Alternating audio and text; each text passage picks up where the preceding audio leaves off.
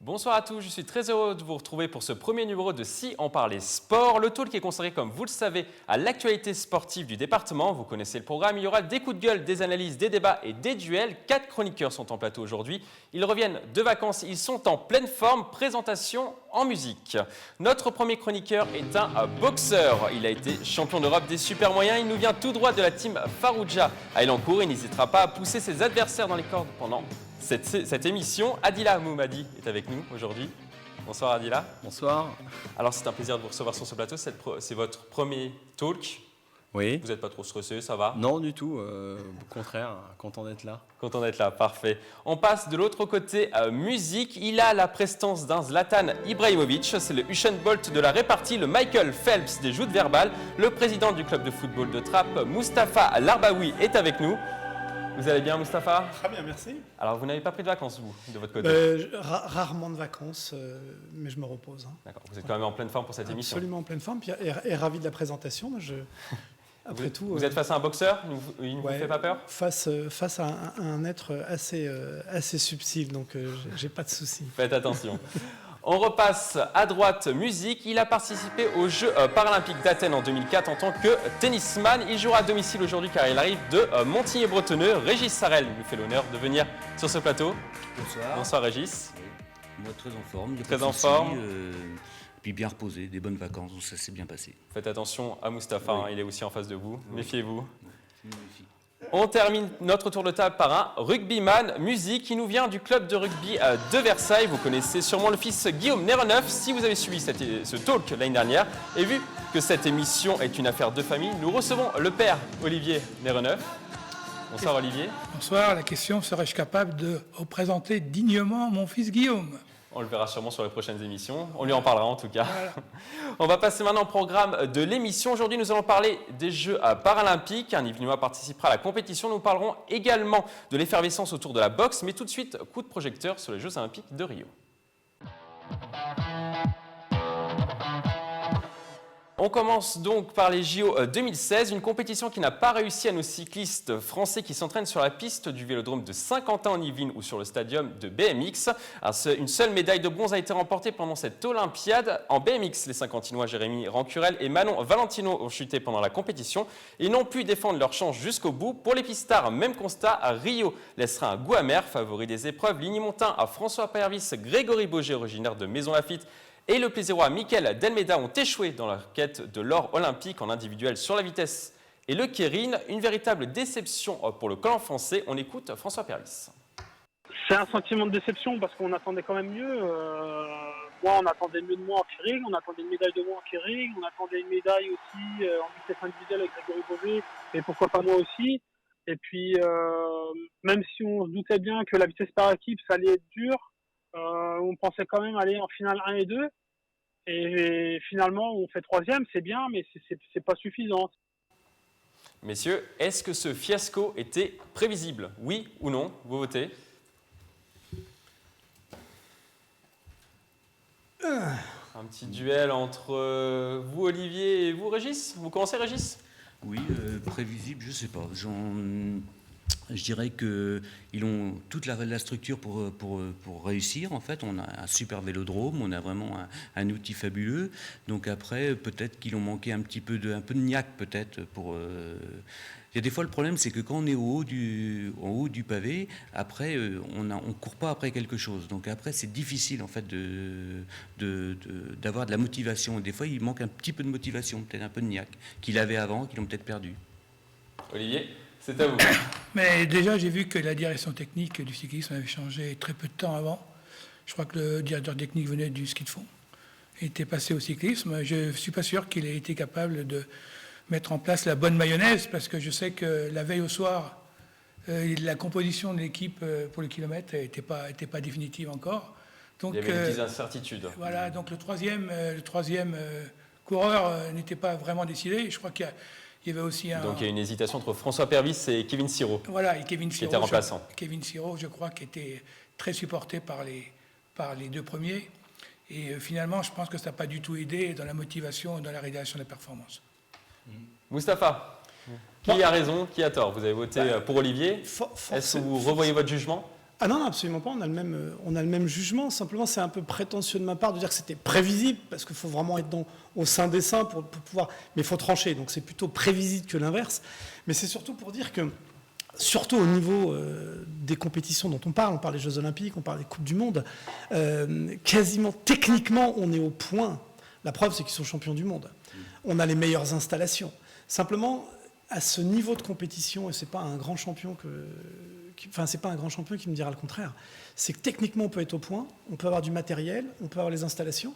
Simplement, s'il y a C'était l'excuse de 2012. Ouais, exactement. Les Français disaient qu'ils n'avaient pas les installations pour rivaliser avec les Anglais. Mais ça ne l'est plus. En tout cas, ça l'est beaucoup moins, comme tu l'as dit. Mais simplement, quand tu as la tête, ça va pas. Clairement, les jambes ne vont plus. Hein. Et là, comme tu le disais, la direction technique nationale, il y a eu des manquements, il y a eu des hésitations. Ensuite, probablement de l'égotisme aussi, c'est-à-dire qu'entre les mecs qui sont au top chacun, et ça se tire un peu la bourre. Bref, psychologiquement, ça a manqué. C'est vrai dans toutes les équipes. Je le vis quand il s'agit de football, par exemple. Quand ça ne va pas à la tête, c'est les jambes qui tremblent. Et c'est ça qui a pêché. Simplement, on peut parler pendant des heures de ce qui s'est passé. C'est passé. Ce qui est intéressant, c'est de savoir qu'on en a les capacités et qu'on sait pourquoi ça a manqué. Il faut se mettre au boulot, il faut juste se remettre autour d'une table. Et les prochains, on passera. Hein. Ah, mais c'est ça, je pense. Adila, on a parlé d'ambiance également, une mauvaise ambiance au sein du groupe. Est-ce que c'est primordial d'avoir une très bonne ambiance dans un groupe pour se sentir bien, il faut qu'il y ait justement cette bonne ambiance, il faut des meneurs ou même quasiment des chefs d'équipe qui peuvent justement modérer. Apparemment, il y avait trop de leaders en fait dans cette équipe. Certainement, mais après je pense aussi c'est par rapport aux entraînements et c'est le mental aussi, comme on disait. Si ça ne suit pas, le corps ne suit pas. La tête veut peut-être quelque chose, mais si le corps ne suit pas, ça ne va pas. C'est vrai qu'après, maintenant, ils ont eu le résultat à eux de trouver les raisons pour lesquelles ça n'a pas fonctionné, pour faire mieux avec, je pense qu'ils ont un équipement très favorable aujourd'hui, à eux de faire mieux. Ils ont encore 4 ans pour pouvoir nous montrer que finalement, pour certains, ça a été que des mauvaises langues. Les pistards sont assez âgés, ils ont 31 ans pour François Pervis et Grégory Boger. Est-ce que ça a joué ou pas ? Vous qui avez 36 ans, qui êtes boxeur, qui boxez encore. Non, après je pense que ça peut peut-être faire tard. Moi je pense pas. Maintenant dans la discipline, dans cette discipline, je sais pas, mais c'est vrai que ça laisse de la maturité. Donc la maturité peut aussi combler énormément de choses parfois dans le sport. Régis Sarrel, une réaction ? Oui, ce que je pourrais dire, c'est qu'au niveau, déjà, pour revenir sur le même truc, dans une équipe, il faut vraiment qu'il y ait une superbe ambiance. Même si on pratique un sport individuel, il faut que l'équipe soit là pour vous supporter derrière, pour vous apporter le plus, le petit plus. Et après, pour le reste, pour tout ce qui est, je dirais, pardon, j'ai un peu perdu le fil là, de leur performance. Je pense qu'après, il faut vraiment qu'ils se trouvent, je sais pas, le petit truc qui va les emmener tout en haut. Avant, il avait pas de titre, il avait rien. Maintenant, ils ont un titre, il fallait qu'ils le défendent, ce titre. Et c'est peut-être ça qu'ils n'ont pas su trouver. Trop de pression peut-être, Moustapha ? Mais à ce niveau-là, la pression, ils se la mettent eux-mêmes. Individuellement, ils se mettent la pression eux-mêmes. Après, s'il y a une compétition, elle est saine. On parlait de l'âge. L'âge, après tout, il y a des âges à peu près limites pour des organismes. Mais c'est la discipline, on sait faire. La relève est là. Il y a des nouveaux, que ce soit en masculin ou en féminin, il y a de la relève. Donc, la concurrence est saine. À ce niveau-là, ils ont l'habitude de la pression. C'est pas notre champion qui va nous dire le contraire. Ils se la mettent eux-mêmes, la pression. Là, de mon point de vue, ça, c'est plutôt au niveau de l'organisation, au niveau de la politique du club, au niveau des décisions.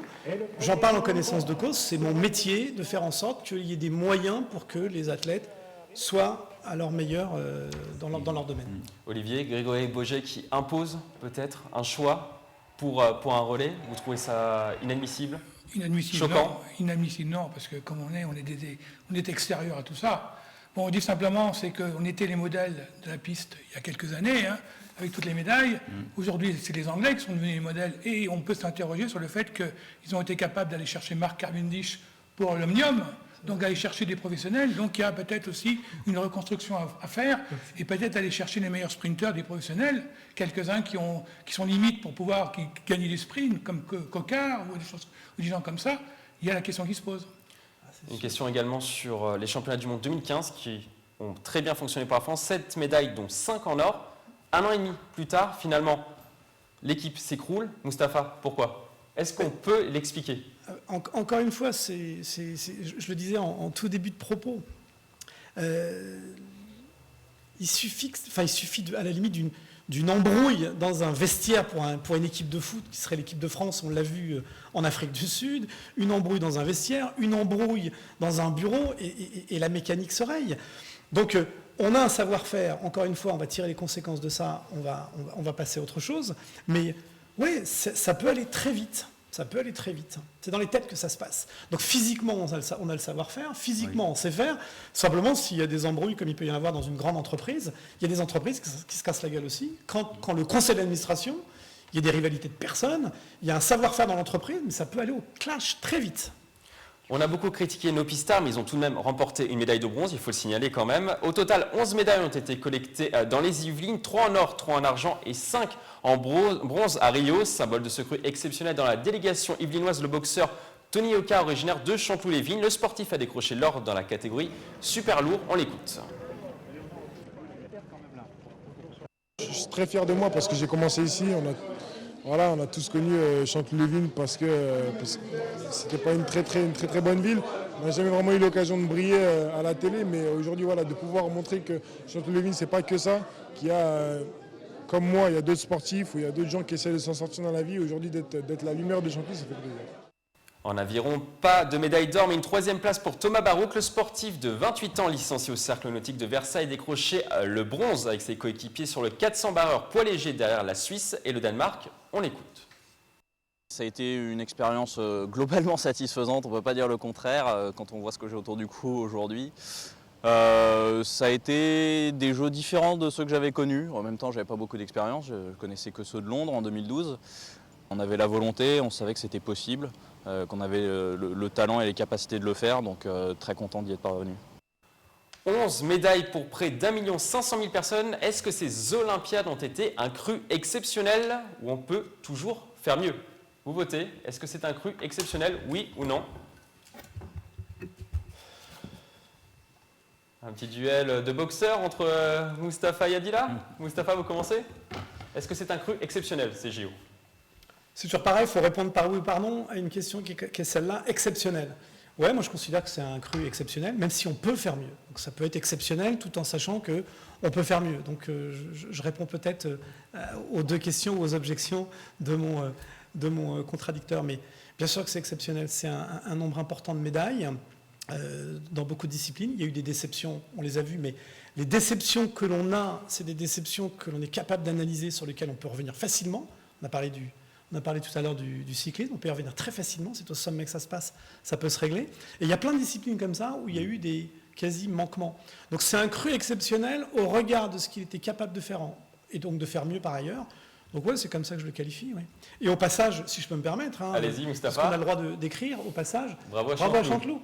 Et c'est vrai qu'il commence comme ça, notre ami Tony, en disant il y a cette fierté, il est fier de lui-même, il le dit.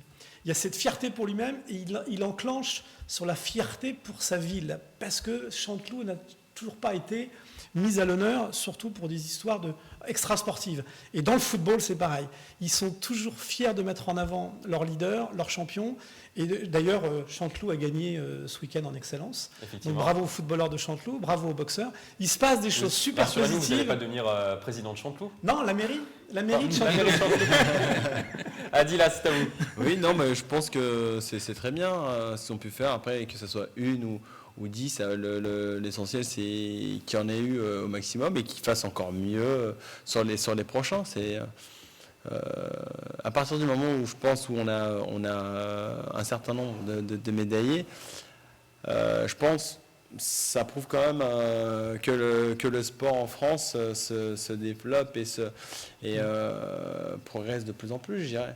C'est du jamais vu ouais. pour les Yvelinois, cette Olympiade. C'est pour ça que je dis, il y a eu le petit truc qui a fait qu'aujourd'hui, les sportifs, on s'en sort mieux en tout cas en France en tant que sportif. Donc voilà, on n'est plus obligé de tout mélanger et puis utiliser le sport, c'est simplement notre petit notre petit hobby parce que je dois faire du sport. Non, on peut en faire quasiment des métiers où justement plus ou moins un vrai boulot pour certains, parce que ça demande quand même pas mal de temps de préparation. Le sport, c'est beaucoup d'heures de sport dans la journée. En semaine, c'est le même temps qu'un vrai travail, hein, parfois.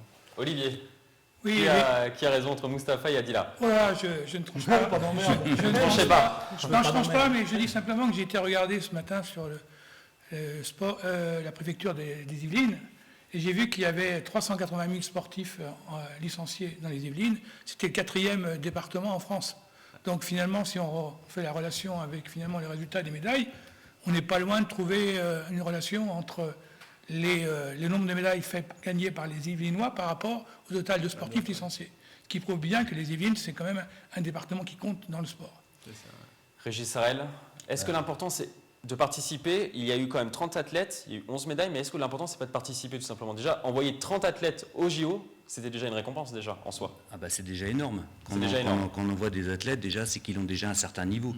C'est qu'on les a déjà emmenés sur un niveau. Après, il faut avoir la performance le bon jour, en fait. C'est ça, en fait, les Jeux. Hein. Les Jeux, ça se passe tous les 4 ans. Quelqu'un qui est, par exemple, qui est champion du monde, souvent, c'est le résultat, par exemple, d'une progression. Et puis, il arrive ça. Là, les 4 ans, on a un jour fixe où il faut être au top. Donc c'est très particulier les Jeux. Hein. Il ne faut pas se rater. Ah, faut pas se rater. Hein. Physiquement comme moralement. Ouais. On peut très bien, on prend des exemples comme Bouka, que le sauteur à la perche, il a jamais fait une médaille olympique. Il en a peut-être fait, mais il n'a pas fait de médaille d'or, jamais. Et alors qu'il est détenteur, je crois, de 37 fois son record du monde, ou un truc comme ça, qu'il a dû battre, ou quelque chose comme ça. Mais voilà, c'est pas facile, hein. Il faut être là. Mustapha, vous voulez réagir? Oui, deux remarques. Je crois que c'est l'Île-de-France qui remporte quasiment la moitié ou plus de la moitié des médailles pour la France, ce qui montre bien que quand on a un territoire où il y a des investissements, des infrastructures par rapport à la province probablement, il y a des effets. Et donc ça suppose que les politiques s'en emparent. Et la deuxième remarque que je voudrais faire par rapport aux Jeux Olympiques, c'est qu'on compare souvent la France à d'autres nations, par définition. L'Angleterre, la France, mais les États-Unis, la Chine, enfin des grosses nations. Je n'ai pas fait le compte, mais probablement que les Yvelines ont rapporté autant de médailles qu'un État des États-Unis. L'Arkansas ou le Nevada ou le Colorado, où il y a des millions de gens, des Américains en l'occurrence. Je suis sûr que les Yvelines ont apporté plus de médailles que n'importe quel État des États-Unis. Alors, je n'irai pas jusqu'à dire qu'on va rivaliser avec l'État de la Californie ou de l'État de New York, mais c'est pour dire qu'on se compare quand même à des poids lourds comme ça, en termes de nombre d'habitants. Je ne sais pas combien de médailles a fait l'Europe. On fera les calculs après l'émission. Oui, parce que s'il y a l'Europe, justement, vous me lancez sur les étrangers. Le nombre de médailles étrangères, il y a eu Gwen Jorgensen qui s'entraîne dans les Yvelines à Sartrouville, qui a ramené l'or sur le triathlon. Il y a également eu Alistair Brownlee, toujours au club de Sartrouville et toujours sur le triathlon. Son frère Jonathan. Il y a également Vicky Holland, qui a également été en bronze sur le triathlon également. 4 médailles finalement ont été remportées par des étrangers, dont 2 médailles d'or. Est-ce qu'il n'y a pas à temporiser, on va dire, ce cru exceptionnel en sachant que ce sont des étrangers qui sont venus là pour s'entraîner? Il y a des centres d'expertise en France. Exact. Voilà. Et voilà, donc il faut être fier de ces endroits-là. Et quand les centres d'expertise sont à l'extérieur, il faut trouver les méthodes pour les reproduire. Donc, voilà. À chaque fois, j'entends, il est allé s'entraîner aux États-Unis, il est allé s'entraîner à l'étranger. Donc il y a bien une expertise qu'on va chercher. Et aujourd'hui, on devrait dévaloriser le travail de l'expertise française. Il y a une French Touch. Il faut s'en réjouir. Donc ce sont des médailles françaises. C'est étonnant, Dila, de voir des étrangers s'installer dans les Yvelines. Non, enfin, je pense que ça devrait être... Même, surtout pour le triathlon, comme on peut le voir. Ça doit être justement pour moi, selon moi, valorisant pour les Yvelines, se dire il a quand même atteint un certain niveau en venant se préparer justement en France et en plus de ça, dans les Yvelines. C'est comme un sportif qui va s'entraîner, je sais pas, qui va se préparer à l'étranger pour être au top, pour se représenter peut-être en France. C'est peut-être aussi une fierté pour le pays dans lequel il s'est préparé. Voilà, c'est pour ça que je dis non, au contraire. C'est une bonne chose. C'est une bonne chose dans le sens où ça prouve les moyens qu'on donne aux Yvelines et les moyens qu'ont les Yvelines pour justement faire des champions. On n'a pas l'inverse, il n'y a pas l'inverse de gens Dernier français, mot, il n'y a Mustapha. pas l'inverse de médailles françaises avec des gens qui sont allés les chercher en On va entraînement. chercher après l'émission, Ouais, Mustapha, ouais. on ira chercher Faut ensemble. être honnête. Hein. Après cette large page résultats, coup de projecteur sur la boxe, c'est notre rubrique débat.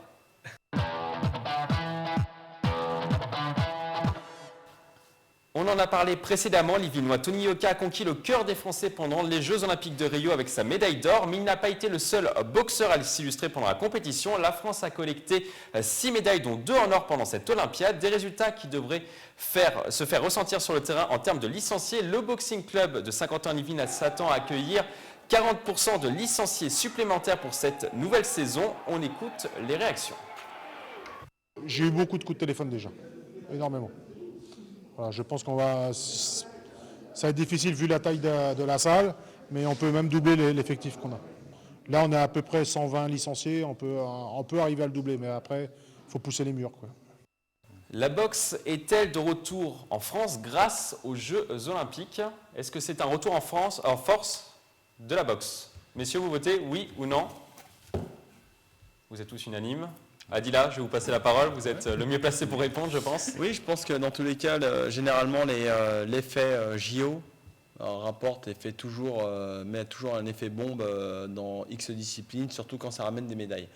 Donc, je pense bien qu'on aura plus de licenciés dans tout type de départements et clubs confondus. Hein. On aura plus de licenciés, tout le monde voudra essayer, tout le monde se référera à certainement un champion olympique. Vu que cette année, on en a eu pas mal, ça peut faire que du bien, je pense, à la boxe. Maintenant, on attend la fédération. Je pense que la fédération aussi, hein, bravo à eux, ils ont pu ramener et faire construire en tout cas une super bonne équipe pour ces JO. Bah, maintenant, il va falloir mettre encore d'autres moyens pour développer de nouveau et un peu plus la boxe, je pense, en France. Vous qui faites partie du club de Tanguy Farouja, est-ce que vous le ressentez? Vous ressentez cette effervescence autour de la boxe? C'est surtout qu'on peut en voir pas mal. Tout le monde veut essayer. Voilà, tout le monde veut essayer, tout le monde va apprendre, tout le monde est motivé d'apprendre justement cette discipline. Maintenant, on verra ce que donnera le temps. Une réaction, Olivier? Oui, je trouvais qu'en plus les boxeurs ils étaient des héros sympathiques. Des héros sympathiques. Ils ont vraiment été sympathiques à la télévision, simples, directs, portant le drapeau, etc. Donc non, ils ont été super sympas. Et je pense que ça contribue aussi au succès qu'il va y avoir dans les clubs après. Donc, bon vent pour la boxe. Régis Sarel, il y a un nouveau vent vraiment qui souffle pour la boxe, une nouvelle ère qui s'ouvre. Oui, puis moi j'ai trouvé qu'ils ont donné une image formidable de la boxe. Avant, je sais pas, l'image de la boxe, c'était peut-être quelque chose de pas négatif, mais un petit peu dans le coin où on ne voyait pas ça souvent. Mais là, ils ont donné une super image de la boxe. Moi, personnellement, je ne connais pas bien ce sport, mais j'ai aimé, j'ai adoré, j'ai suivi et puis j'ai vibré devant ces images, devant ces combats. C'est vraiment génial. Mustapha, une victoire aux Jeux Olympiques, ça apporte quoi derrière? Il y a quoi derrière? Après chaque grand événement, on a un afflux de gamins pour les sports concernés. Après la Coupe du Monde de football, les gamins s'identifient aux champions. Il y a un effet mimétisme. Il y a plus de licenciés cette année par rapport à la Coupe d'Europe? Par rapport à la Coupe d'Europe, je ne pourrais pas l'attribuer forcément à cette Coupe d'Europe, mais je sais que la Coupe du Monde est un événement qui pousse les gens vers le football. Il y a plus d'inscrits, mais portugais.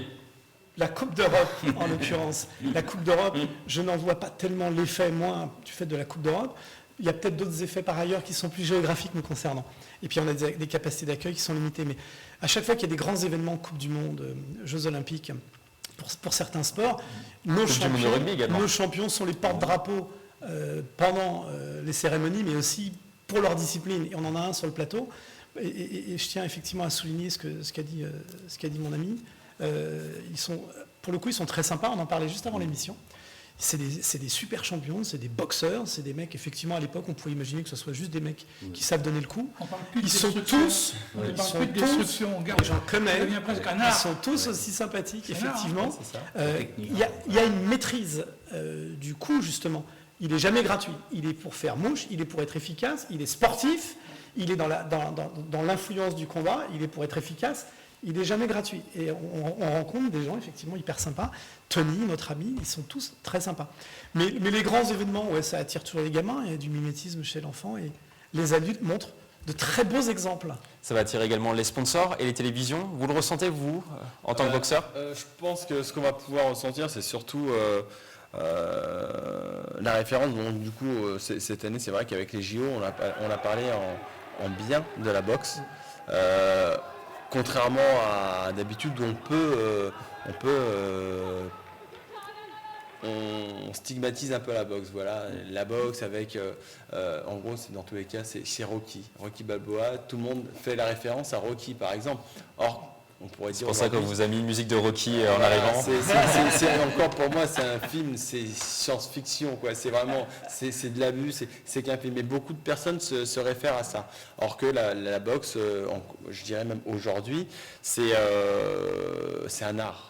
Donc d'où pourquoi le noble art, c'est comme ça qu'on l'appelle, parce que justement c'est une discipline, c'est un art, c'est savoir toucher sans se faire toucher, etc.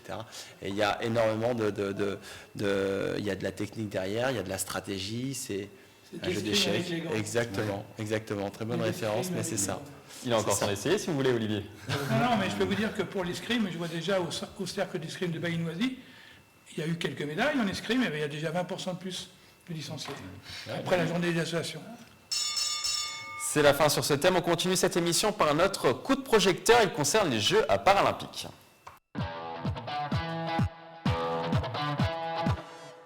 Les Jeux paralympiques de Rio ont débuté ce mercredi et dureront jusqu'au 18 septembre dans la cité Auri-Verde. 3 Yvelinois participeront à cette compétition. Timothée Adolphe, aveugle de naissance.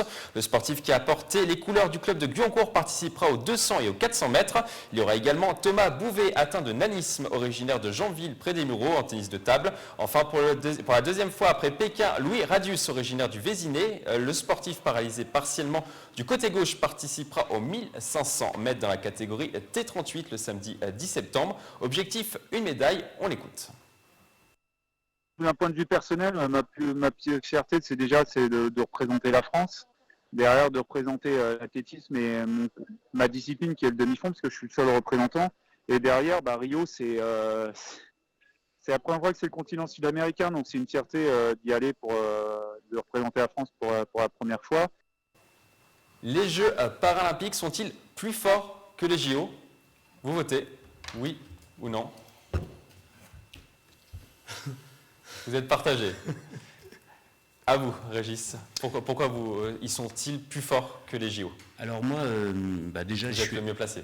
Disons que j'ai fait les Jeux d'Athènes, donc je sais un peu comment ça fonctionne. Déjà, on ne fonctionne pas tout à fait de la même manière.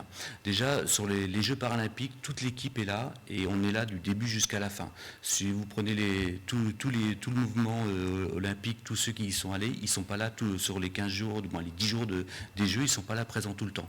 Donc nous, on arrive quelques jours avant la cérémonie d'ouverture et on part juste après la cérémonie de fermeture.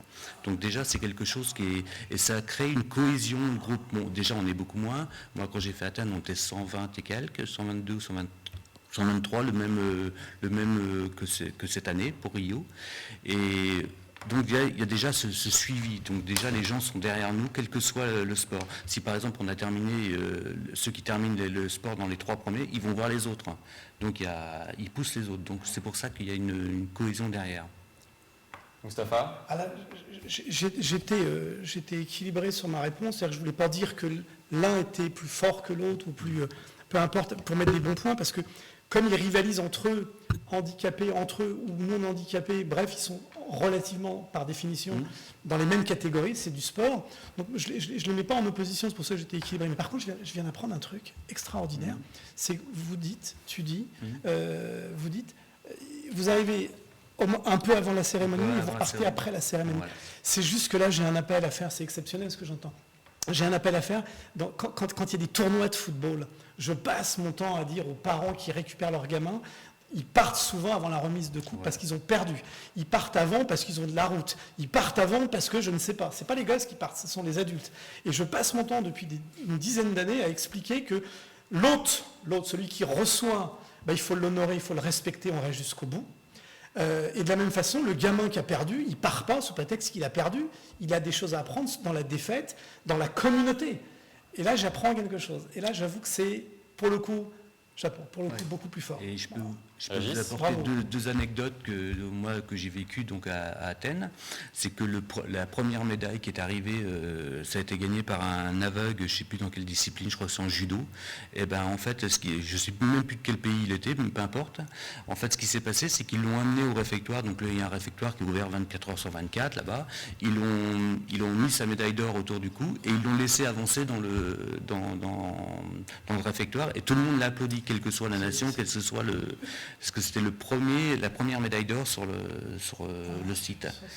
Et la deuxième truc, c'est les fêtes qui se situent dans le village olympique après la cérémonie de fermeture. Et là, j'ai jamais vu quelque chose d'aussi chaleureux, aussi beau, parce que puissant. Ouais, parce que là, il n'y a plus de question de handicap, de nation, de religion, de tout. Tout est balayé. Tout le monde est là et tout le monde gardez un souvenir mémorable. Un souvenir mémorable. C'est le plus beau souvenir que je garde même. Le handicap fait la cohésion, hein, véritablement. Ouais, parce que finalement, les jeux normaux, c'est plutôt la star qui gagne. Et puis, de temps en temps, il est même arrogant vis-à-vis des autres, hein, parce que par tout ce qu'il peut montrer après sa victoire. Mais bon, là, c'est magnifique. Et je pense que ces Jeux olympiques, paralympiques, ils ont besoin de médiatisation. Alors là, comment ça va se passer? Parce que ça va être retransmis en direct.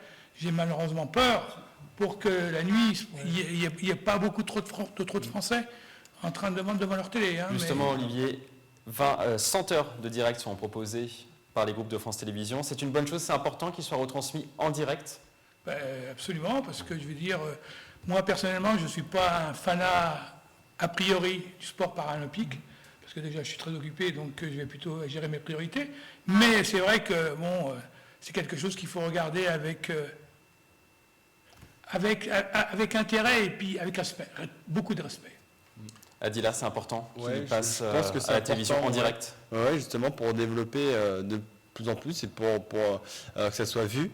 Et surtout l'essentiel dans ce que je voulais dire tout à l'heure, c'est vrai que les parents, même les JO, c'est un travail que chaque sportif a, c'est des valeurs que le sportif a, c'est des sacrifices que le sportif fait, que ce soit para ou peu importe la personne. Et c'est vrai que c'est ce qui est super en fait dans le sport. Voilà. C'est quand on rentre dans la compétition, c'est l'esprit de compétition, c'est de vouloir réussir, peu importe l'handicap, peu importe les difficultés. Non, l'objectif c'est de réussir quelque chose. Et en gros, le sport le ramène bien et je pense qu'il faut laisser justement ouvert ce genre de médiatisation dans le sport.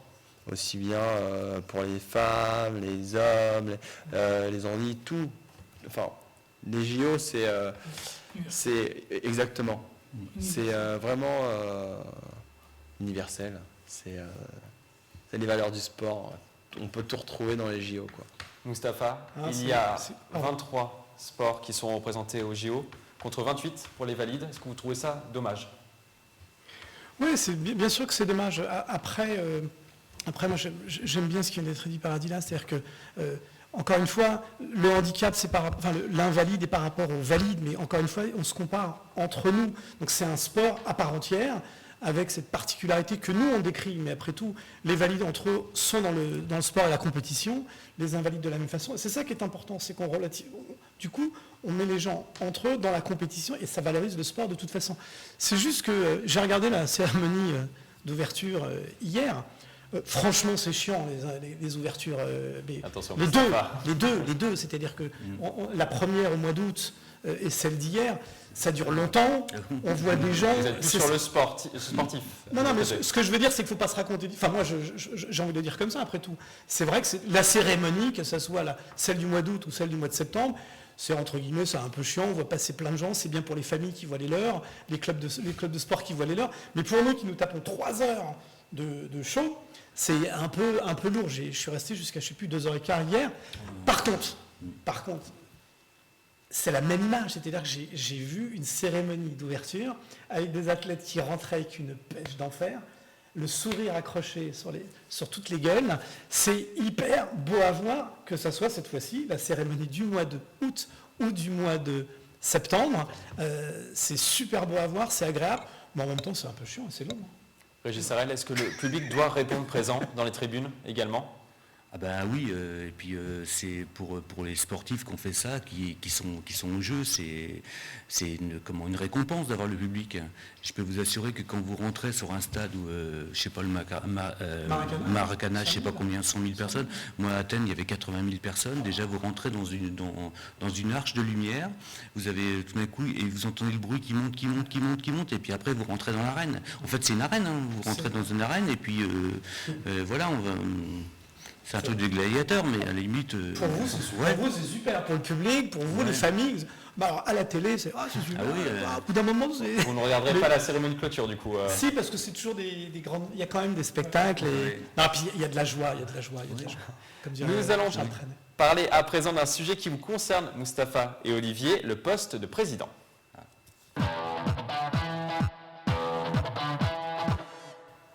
Changement à la tête de l'entente athlétique de Saint-Quentin-en-Yvelines. Le club qui compte plus de 800 adhérents est désormais présidé par Jean-Pierre Euzet, 28 ans. Le sportif a intégré le club en septembre 2010. Il remplace Max Vignier qui dirigeait la structure depuis 2003. On écoute le nouveau président.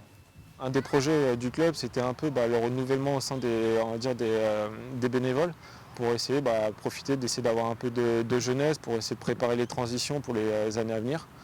Donc c'est comme ça que j'ai été élu vice-président.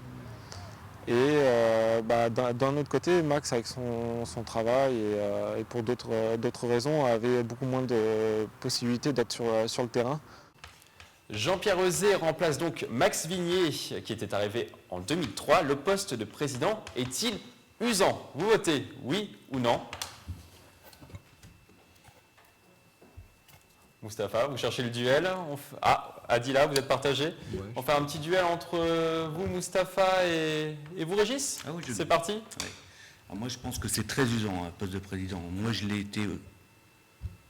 Régis, commence. Ah bon. Pour le coup, c'est ce que je dis, c'est ce que j'allais dire. Donc donc je vois pas le duel, c'est pour ça. Ah d'accord. Moustapha, écoutez bien les règles. Ouais. Allez-y, Régis.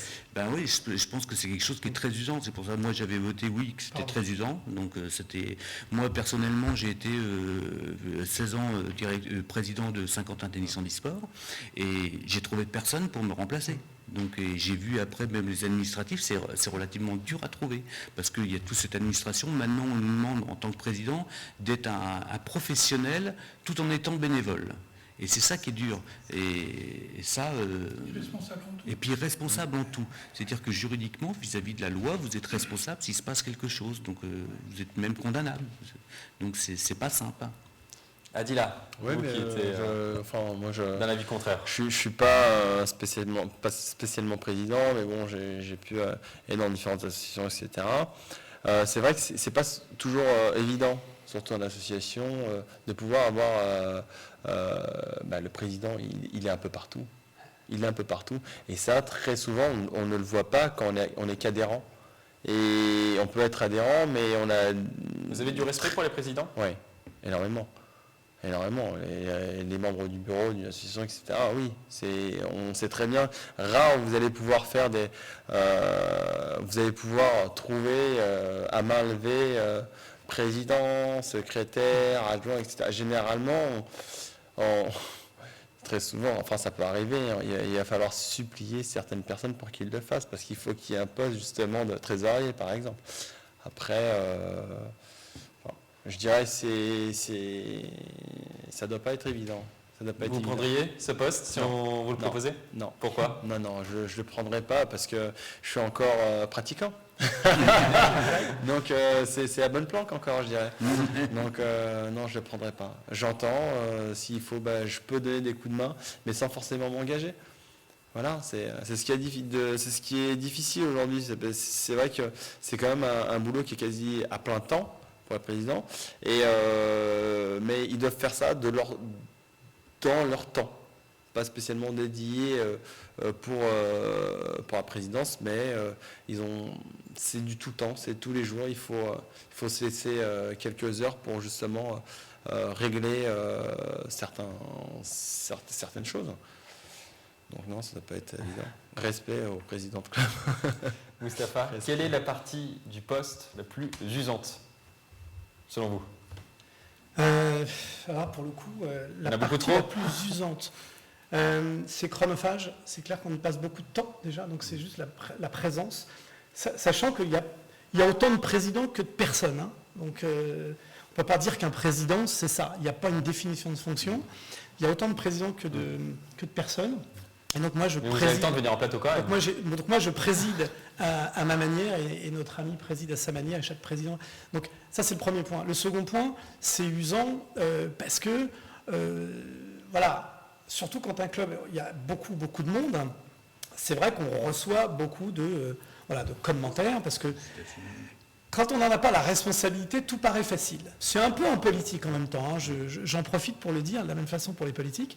On a cette fâcheuse tendance à critiquer les gens qui ont des responsabilités au sein de communautés, mais c'est vrai également pour le sélectionneur de l'équipe de France. Il y a 60 000 sélectionneurs, mais il n'y en a pas un 60 millions, pardon, mais qui ne le ferait pas pour autant, des dirigeants d'entreprise, des présidents de clubs, des politiques, bref, tous ceux qui s'intéressent à la chose publique et qui font de la gestion de groupe. Globalement, c'est le temps qui est usant. Ensuite, il y a beaucoup de recherche de moyens, parce qu'on est toujours à la recherche de moyens. Généralement, c'est des clubs en associatif, on ne croule pas sous les financements, donc il faut être attentif à ça. Il y a de plus en plus de dépenses et il y a de moins en moins de recettes, puisque les subventions baissent. Ce n'est pas ici qu'on me démentira, on l'a dit souvent à cette table. Donc il y a cette recherche permanente de moyens pour mettre des moyens au service des gens qui pratiquent le sport. Et puis en même temps, mais je voudrais quand même rajouter un point. C'est pas pour autant que ce n'est pas un bonheur. Là, je viens de passer 3 semaines, c'était la reprise. Je suis super content de revoir tous les mômes. Je suis content de revoir mes équipes d'éducateurs. Je suis content de revoir tous ces gens-là parce que ça procure également des joies, des bonheurs, des réussites. C'est usant, mais c'est pas pour autant que c'est pas plaisant. Et quelle est l'ambiance, Olivier, la plus pesante? C'est à l'intérieur du club ou c'est vis-à-vis de l'extérieur, des adversaires, organiser des matchs par exemple, ou au niveau des dirigeants, de la Ligue? Ça dépend de la qualité de la saison dans laquelle vous êtes engagé. Quand vous êtes brillant, vous avez des résultats, vous pouvez aller partout, à l'intérieur de votre ville et à l'extérieur. On vous regarde avec un peu d'admiration et de jalousie. Par contre, moi je peux vous dire que j'ai vécu la rétrogradation de la fédérale nationale en régionale à la fin de saison. J'ai bien vu un certain nombre de choses. Le regard a changé. Mais des gens qu'on ne voit jamais, qui vous disent mais comment se fait-il? Qu'est-ce qui vous est arrivé? Etc. Hein, donc le poste de président est un poste ingrat? Il est ingrat, d'autant plus il est très chronophage exactement, parce que les obligations de ces dernières années ont complètement changé. On a des obligations constantes et en termes de responsabilités qui se sont accrues. Alors il y a plein de types de présidents. Moi je rêve du président tel que celui qu'on peut trouver dans un grand club. Il a toute son organisation en dessous de lui. Il gère. Peut-être qu'il met l'argent, mais il gère. Mais nous, dans nos associations, le président, il est au four au moulin dès le matin jusqu'à toute la semaine. Et il gère tout. Donc moi, j'attaque on entre dans une nouvelle Olympiade. Donc on a notre assemblée générale dans 15 jours, au début du mois d'octobre. Tout le comité directeur est démis officiellement. Donc on repart avec une nouvelle élection. Donc peut-être que ce sera ma 10e année de présidence. Mais vous savez que je viens de très très loin, moi, dans ce club de rugby de Versailles. Donc, même les années. toute votre vie. Exactement, donc les années de présidence comptent, mais celles d'avant comptent aussi beaucoup. Et quel conseil donneriez-vous, Mustapha, à un jeune qui voudrait se lancer dans la présidence d'un club? On va déjà saluer JP, hein, qui arrive à cette présidence dont on a parlé tout à l'heure, et saluer le 28 Max. ans. Pardon 28 ans. 28 ans, très voilà, jeune. Donc, très jeune. Quel conseil un coup de chapeau à Max. Alors, j'aurais probablement 2 conseils à lui donner. Le premier, c'est de bien s'ancrer dans le club dans lequel il est, pas aller trop vite au départ. Ça ne sert à rien de vouloir en imposer. Dieu sait si je vais vite dans tout ce que je fais. En tous les cas, c'est dans ma nature.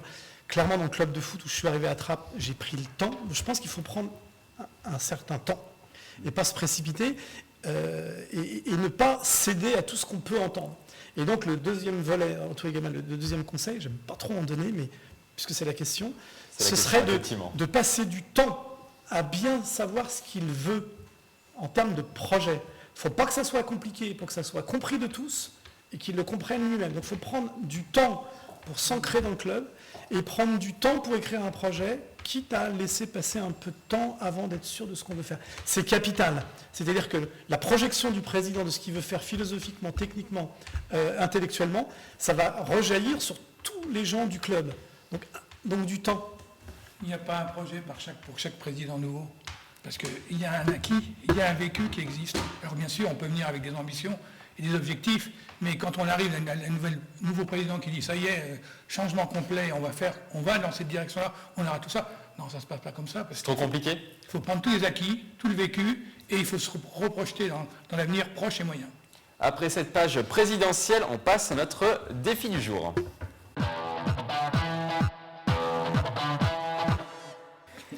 Le défi concerne aujourd'hui le rugby. L'équipe senior féminine de Montigny-Bretonneux s'est prêtée au jeu, qui est une tradition ici dans ce talk. Le défi du jour consiste à courir le plus rapidement possible avec un ballon dans les mains. À chaque tour, le dernier est éliminé. Le vainqueur remporte le défi. Regardez, elles ont beaucoup d'humour. Noémie, j'ai 24 ans et j'entame ma deuxième année à la SMB à Montigny et j'espère gagner le défi. Possible, j'ai 30 ans et ça fait 30 minutes que je joue au rugby. J'espère bien gagner. Lucille, j'ai 23 ans et c'est mon troisième entraînement aujourd'hui. J'espère bien gagner le défi. Lélia, j'ai 25 ans, ça fait 4 ans que je suis à la SMB Rugby et ce défi, c'est moi qui l'ai remporté. Laurie, j'ai 27 ans, ça fait 4 ans que je joue à la SMB Rugby et aujourd'hui, c'est moi qui l'ai gagné. 3, 2, 1, c'est parti.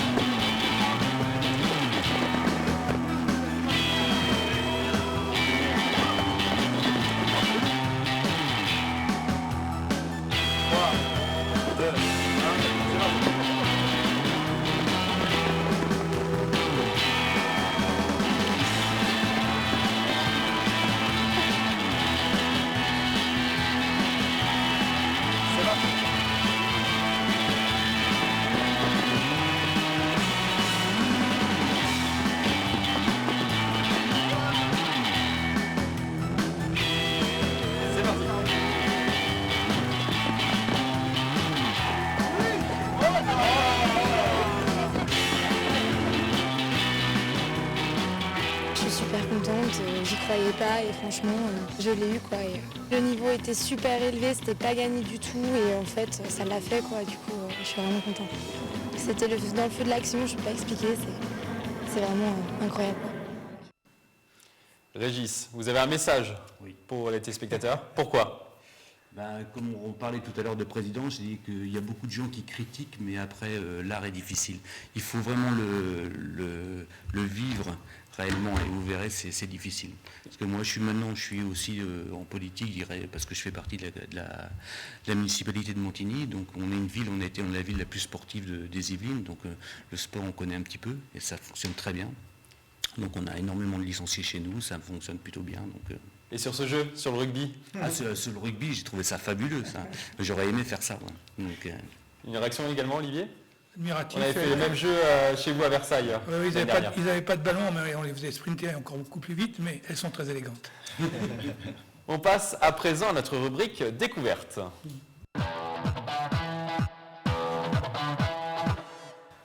Aujourd'hui, dans notre rubrique découverte, coup de projecteur sur la capoeira, ce sport de combat d'origine afro-brésilienne né il y a plus de 400 ans en Angola.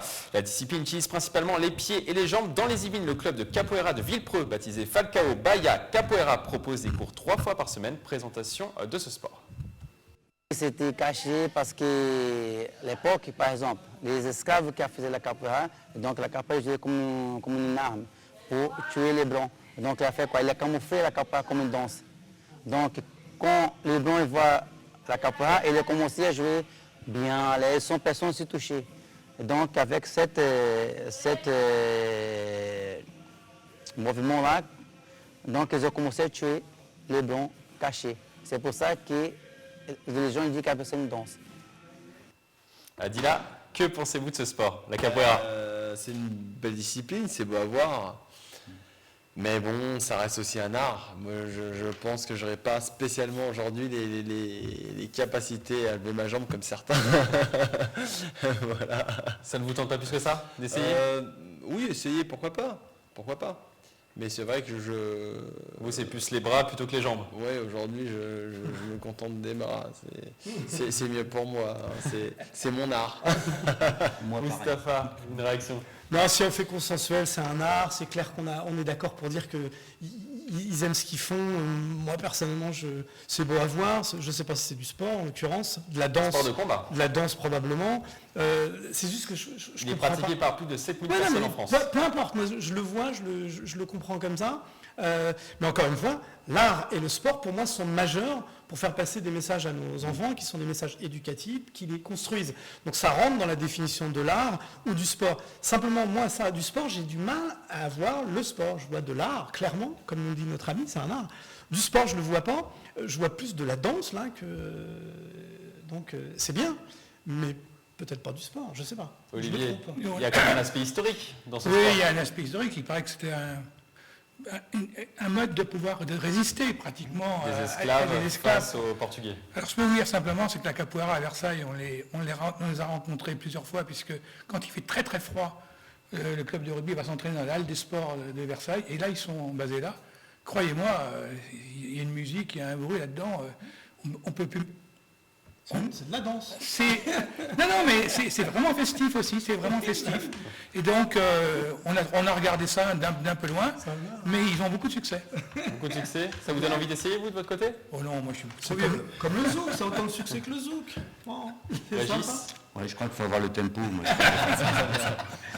Vous, qu'est-ce que vous en pensez de la capoeira? Moi, j'aurais bien essayé, mais au niveau des jambes, je ne suis pas sûr d'avoir les bons mouvements. Mais non, je trouve ça très beau. Ça, c'est très beau. C'est vrai que c'est un art. Après, je ne sais pas comment on compte, c'est au niveau sport, comment ça se comptabilise. C'est très cardio. Oui, non, mais ça qu'on voit, mais les classements, après, comment ça se... Je connais pas du tout. Gestuel, voilà, avec un jeu un peu qui met en place entre deux participants. Un peu comme des katas, hein, les limites, on ferait... des combats après. Non, mais moi j'aime bien, surtout que je l'ai découvert avec Lavillier quand j'étais môme, Bernard Lavillier qui avait fait une chanson La Capoeira. Oui. Donc c'est à ce moment-là que j'ai découvert. Encore une fois, c'est un art, c'est beau, ça me va bien. C'est juste dans la catégorie sport, j'ai un peu de mal, mais arrêtons les cloisonnements. Hein. Oui, absolument. On va appeler le club de Villepreux pour qu'il vous offre une séance prochainement. C'est juste que, voilà. Ça ne vous intéresse pas trop. Non, mais il faut que ça pique un peu les débats autour de cette table. Effectivement. Les consensuels. Ça transmet comme des valeurs.